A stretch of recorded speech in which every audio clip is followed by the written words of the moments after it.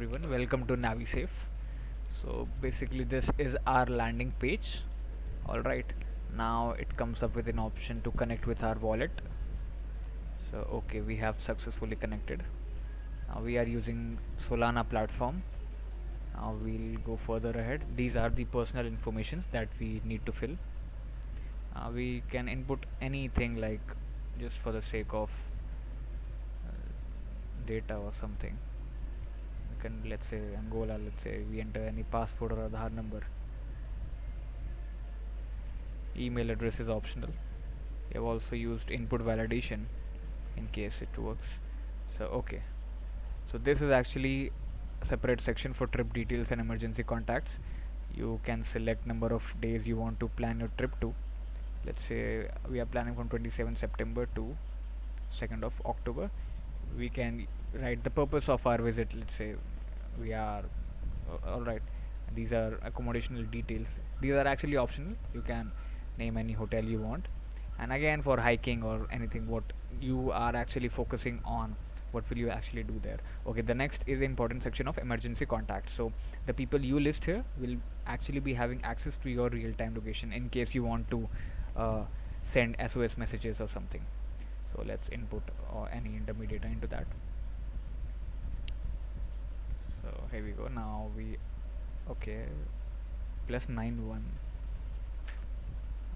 Just a second. So alright, now our digital ID has been created. The tourist have successfully registered himself on our platform. This is the trip summary and everything, and also the hash ID which we have actually addressed to a particular tourist will only be valid for these duration of days, because that do see it has been mentioned specifically that September 27 to October 2 your ID is activated. Now this is the real thing. This is the tourist dashboard. Alright, by default the location is off, and by default location is somewhere in New Delhi. Okay, so now we'll start our GPS. Okay, we got our longitude and latitude. Our GPS has been connected. Now we can see our exact location. It would show in some time. Radheshyam Vihar, Muradnagar. Alright, now this is actually that section of map in which we will actually bifurcate a particular area into zones. Alright, specific zones. As you can see, the first is the green zone. Green zone is actually the most safe zone. Then comes the orange or yellowish sort of zone in which actually the safe score is pretty low. I think it's somewhere below 80%. Then comes these purple zones. These actually indicate that these area are actually very crowded, so you just need to be a bit more careful with your family or your things you actually carry with yourself. And then comes the critical zones. These are the red zones actually, where the user does not have to enter. They are not actually allowed to go in there, but if they step in, then we'll actually give them a alert. Let's say if he dismisses that, then okay. If not, then his details will automatically be shared with the police stations nearby and his contacts nearby. Alright, we have also added one more feature, that is of agentic AI. Let's say he is not responding and not neither dismissing our alert or something, so in 5 seconds our system will automatically trigger a call to the police station. And there is a second option that it can also trigger a call to the mobile phone of the tourist. So that is on to us, whatever we want to actually include. So yeah, the call has been sent, and yeah, and that is the thing. Now coming back to the dashboard. So this is everything we got.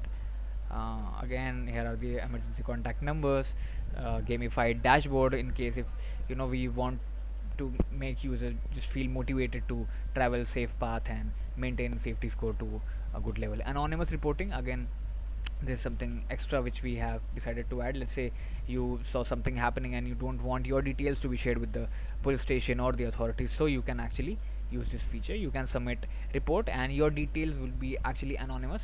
Only the report will be sent to the authorities. In case if they want to do the required investigation, then it's up to them. We also have virtual guardian AI, right? Let's say if in case you actually want to ask AI for help, let's say any kind of safety helps or something, so you can actually ask them out. Okay. uh, Going back, so these are everything. Now this is the digital ID. All right. Now this is actually the live location sharing feature. See, these are the actual emergency contact with whom I want to share my feature, and this is the option where you can actually enable your live location sharing. Now it has been activated. The duration can be actually set manually for how many time longer you want to share your locations with your contacts and everything, and this is by default activated, so you don't need to turn on or off. Your location is, I think, accessible to authorities 24/7 for safety purposes. Now coming on to this is the same gamified section record, right? So as you can see, just to motivate the user to follow the regulated paths and maintain his safety scores. Now these are the report section. If you have reported anything, it will actually list them everything up here, and in that particular section how many people have reported, how many issues have been resolved, what's the average response time, everything will be calculated and displayed. So that's all about the safety dashboard. Now let me show you the authority dashboard now. Okay, so this is the section of the authority dashboard. Okay, so it will show number of active tourists in that region, active incidents, how many cases have been resolved, and how much time is the actual police station or the authorities taking to resolve the issue. So these are the recent incidents which have been reported by the tourist. All right, and this is the complete and full detailed list of the name of the tourist, the location, and what type of incident has been marked, right? The tourists can actually type in on their own. All right, and this is the live map which is to the authorities side. They can actually see how many tourists are in trouble, right?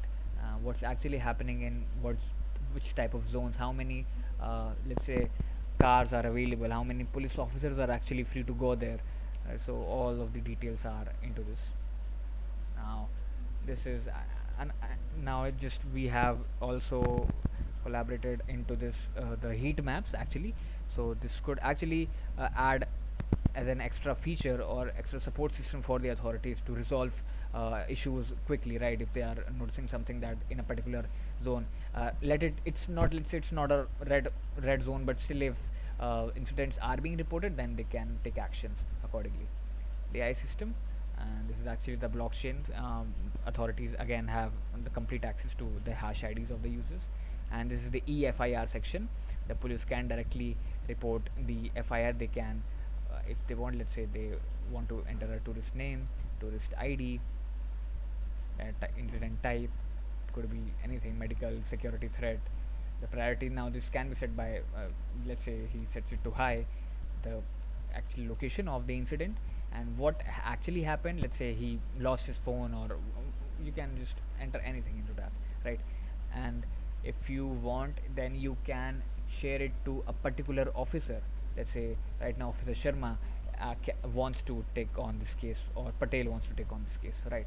It was manually or by SOS or tourist self-report, and everything can be managed, right? If tourist has reported by himself, it will come onto this particular section by this name, tourist self-report. If manually, so we will actually choose man, and additional details if you want. An FIR has been created. You can actually download the FIR. You can view the FIR if you want. We have downloaded that, and here is the particular section. Everything in complete detail is into this section of FIR. So yeah, this is the actual audit log. So you can say there's sort of history that is available to the authorities side. So that was everything NaviSafe constitutes of. Thank you.